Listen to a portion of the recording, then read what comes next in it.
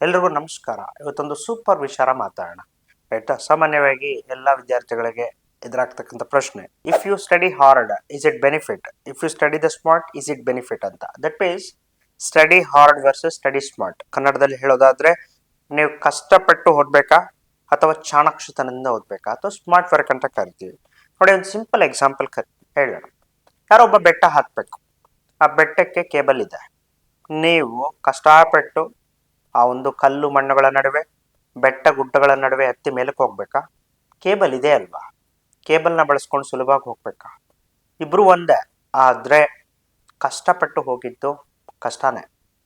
ಅವನು short cut ಅಲ್ಲಿ ಹೋಗಿರ್ಬೋದು, ಆದ್ರೂ ಅವನು ಅಲ್ಲಿಗೆ ಬಂದಿದ್ದಾನಲ್ಲ, ಸ್ಮಾರ್ಟ್ ವರ್ಕ್ ಇಂದ ಬಂದಿದ್ದಾನಲ್ವಾ?